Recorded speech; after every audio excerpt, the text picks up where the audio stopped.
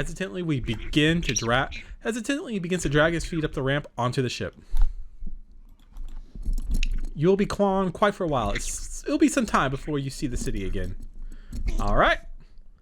Everyone, get your booty on the ship because we are departing.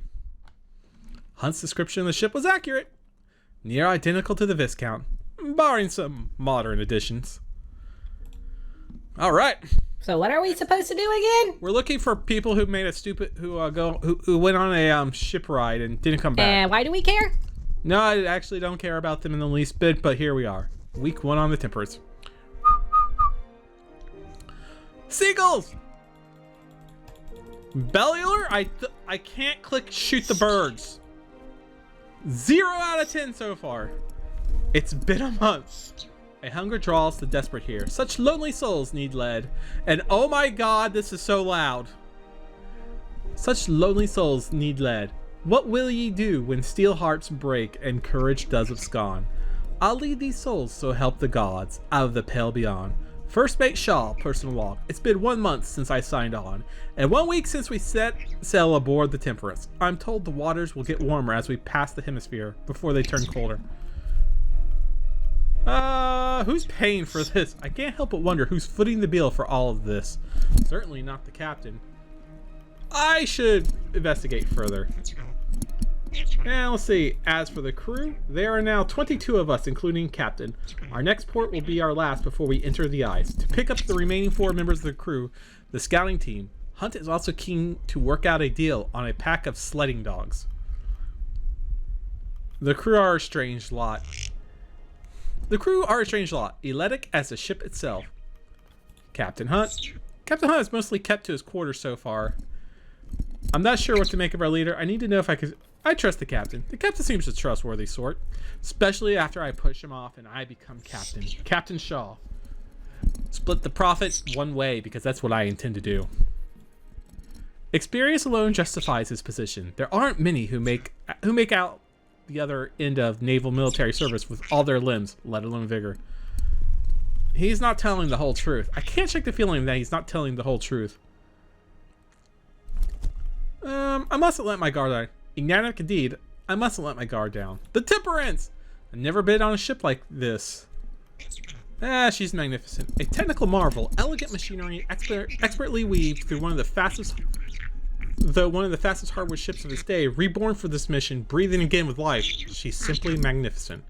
There we go. I've done my journey. One of the Hunt sailor approaches. Captain wants you at the helm.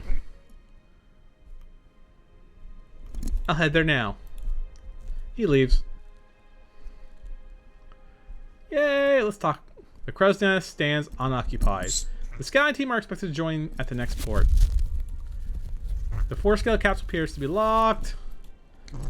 The door to the hut's cabin is shut tight. The captain himself is busy at the helm. I'm sorry, I skipped past that, but whatever. 3, 2, 1, click, just to make sure I know. You ascend the stairs to the stern to find the old captain manning the helm of the ship. Robin, lovely day for it, isn't it? One of your lackeys, don't you have a helmsman to do that for you? Don't you have a helmsman to do that for you? Of course I do, but it's good to keep the old skills sharp. Never know when you're going to have to get your hands dirty. He thanks for a moment before stepping aside and stretching out a wrinkled hand. Did you ever take the helm in the merchant's navy, or are you stuck carrying crates? Hey, why don't you have a try? Take the wheel, hell yeah! We're gonna do donuts in the water! You grip the wheel of the ship and feel the weight of the waves in your arm. Use to pan around. The memory in your muscles rear themselves as you begin to move in time with the ship and the wind. Yeah, okay. Oh, look at that, I can move. Yep. Easy. There, you have it. The captain pats you on the back. Fantastic. Now try to get a sense of where we are. Get some perspective. Peaceful, isn't it? Not really. Panning and zooming speeds can be adjusted in the same minute. Yeah, it's probably going to be a lot more. He takes the wheel back from you. Now get the hell off of me, will ya, landlubber? Or whatever you are. I think I'll drink the morning and a little longer. Would you mind preparing my quarters for the day's work? There's much to do. Sure thing. It's not like I, fucking work for you or anything. It's not like I'm your second command. You should have people take. A tub. Furnishing, secure the floor. Painting. A classical painting depicting sailors doing battle with the Kraken. An ode to an old folk story known to all Captain Seamus. Captain Seamus. Or was it Hamish? Yeah, who cares? On the deck, you make out a variety of papers, notes, and maps, as well as a sealed letter with a stamp you recognize as the mark of the Apperton Tinning Company. The desk itself is suspended with ropes to keep it safely in place. And now, we take requests. You take a seat at the end of the room. The captain joins you. Now, let's run through our provisions before taking requests. To start, there's 23 souls signed onto this exposition, ourselves included.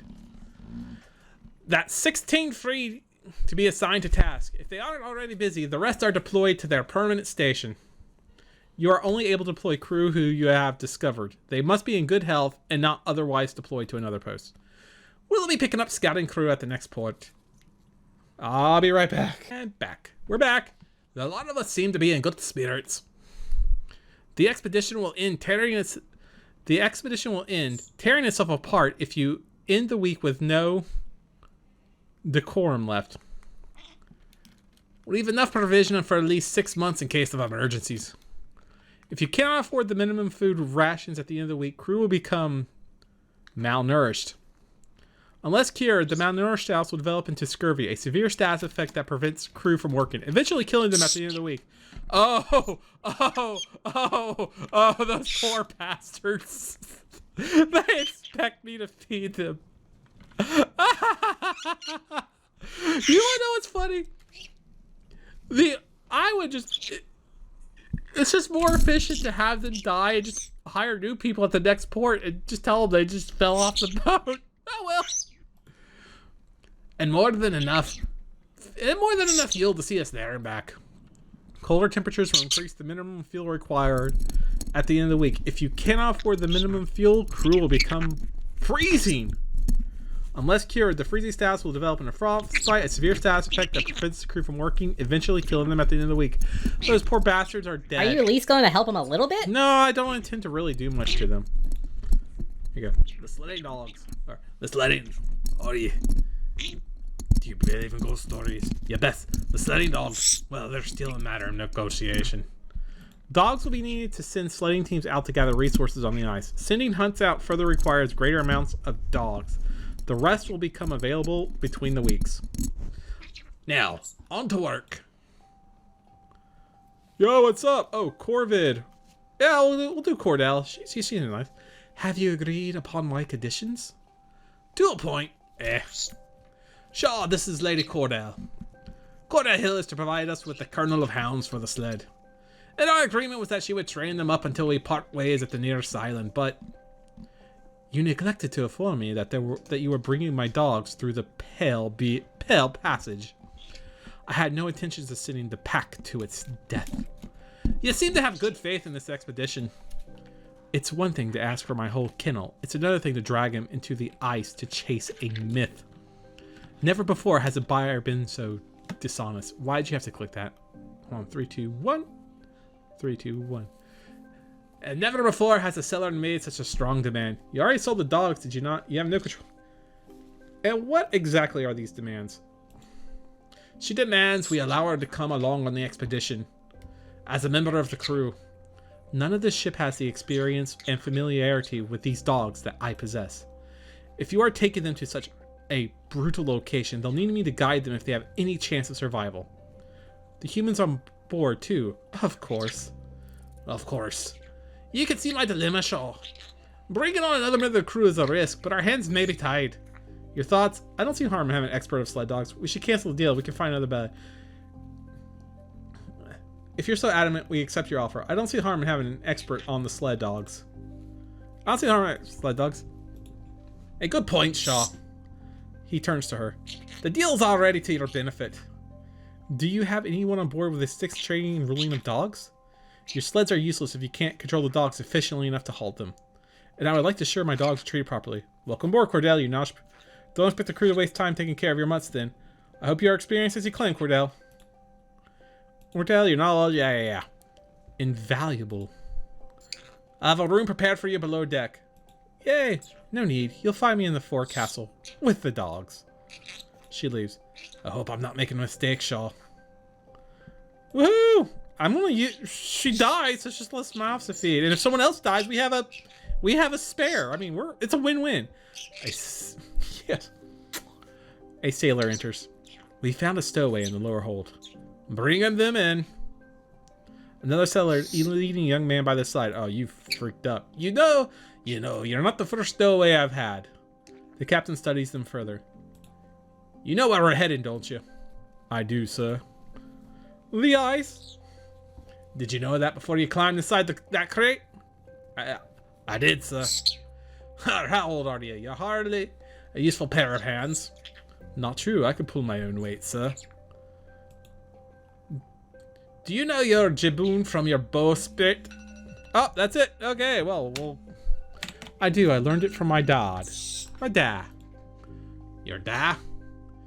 He's Ward's son. Followed him on board back in the city. What should we do with him, Captain? Well, Shaw? Hunt eyes you up. Your first mate. What should we do with him? I'll keep him on board. He's not staying on board. I ditch him when we make next port. We don't need more mouths to feed. Drop him off at our next stop. Leave them with enough money to catch a boat back to the city. Hey, let's not be too hasty now. Thank God you have a conscience. It's just a kid. Oh, I'm so tempted for that third option. No, bad first mate. Bad. Listen, feeding sharks is just Mother Nature's way. Dear God, for once in your life, just do the right thing. We don't. Ditch them off at our next stop. Leave them with enough money to catch a boat back to the city. Oh, thank God. I don't think it's pertinent to bring any money to a frozen desert. Do you? Best hope the boy's father has enough to keep them going. Two sailors drag us away back below deck, taking with him to see his father in the crew cabins. And what of the father? Should we stop him? Should we drop him off the boy? It's his son. That's for him to decide. No, he signed a contract. He stays. Indeed he did. Though I'll wager word he already traveled to the man. If he says anything to you, tell him it was my idea. Well, that's matter sorted. Yeah, easy peasy.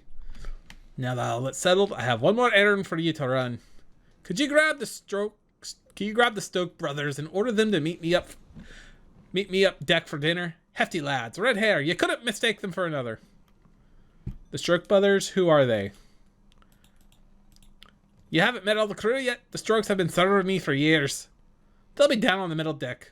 In the meantime, you should grab a copy of the crew manifest and get acquainted with more of the crew. Okay, sure, we'll do that. Oh, wait, what? Oh, neat. I see, cool.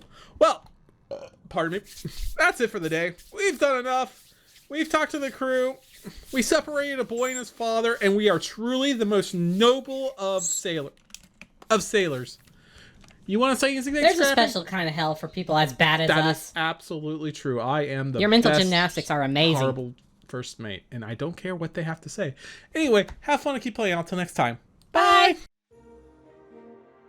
Thank you for watching The Pale Beyond. Please leave a like and subscribe and have fun and keep playing on. Till next time. Bye!